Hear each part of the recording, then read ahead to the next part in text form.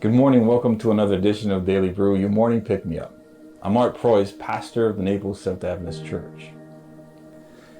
In today's devotional, I want to reflect on you an experience that happened to the people of Israel as they were getting ready to cross the Jordan. This story is found in the book of Joshua, chapter 3, and what happens is found in verses 15 and 16.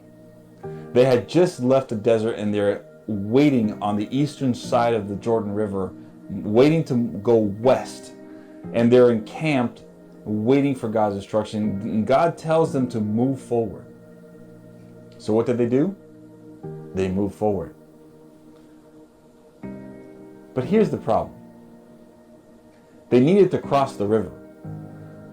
The time and location where they were supposed to be was as according to God's plan for them.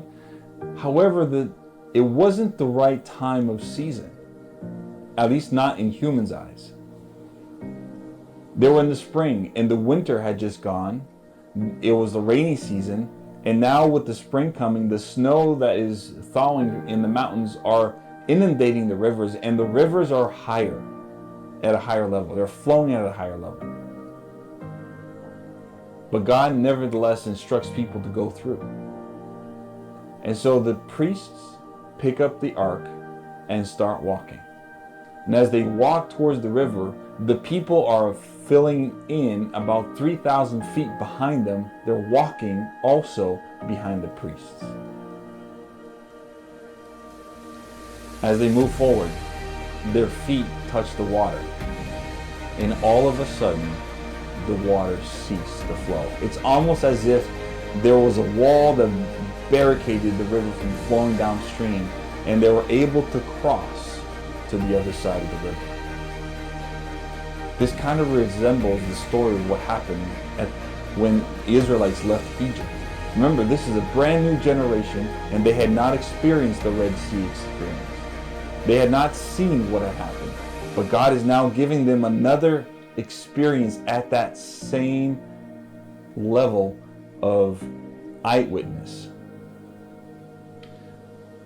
I want to remind you of one thing. The river did not stop flowing until the priests entered and stepped into it. As you go throughout this day, as whatever circumstances you may be expecting, when we look and ask for God's miracles, we need to have an attitude and an expectation that we are going to move forward as if the miracle is already happening. And two,